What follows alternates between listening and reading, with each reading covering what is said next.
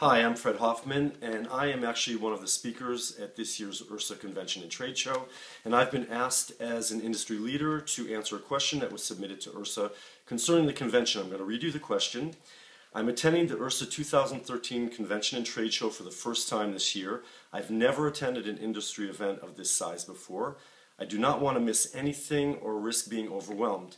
Do you have any suggestions of how to maximize my experience in Las Vegas? Well, actually I do. I've been speaking at industry events such as the IHRSA Convention and others, and attending as well, so I have some tips that I'm going to share with you. I've got about 8 different suggestions. First one is remember that you're not alone. Even if you're feeling overwhelmed, there are other people who are there for the first time, and or who might be there alone, and the great thing about the event is that you're going to meet a lot of people while you're there. And this leads me to number 2, which is make sure that you attend the Making Connections orientation session. That takes place on Tuesday morning from 7 to 8:30. And this session will help you get acquainted with other people, members, and the IHRSA staff will also help you to make the best out of your time at the convention.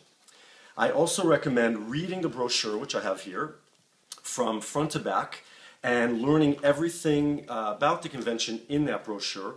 It's going to tell you about the educational sessions, the trade show.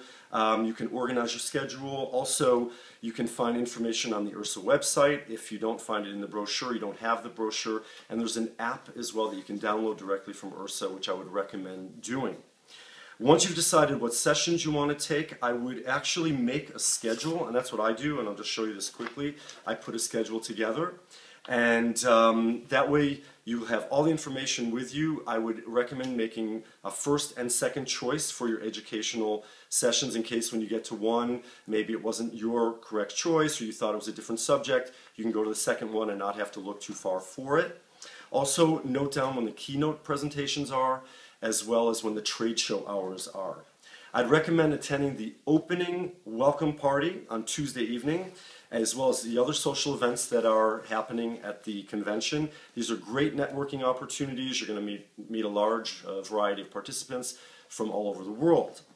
Visit the trade show. The trade show is great. You're going to buy a lot of things, or maybe you want to buy a lot of things there. One thing I recommend about the trade show is that you should go early on. That way you'll see what's going on. You may want to return later and talk to some vendors or buy some things that as I had mentioned, so don't wait to the last minute to do that.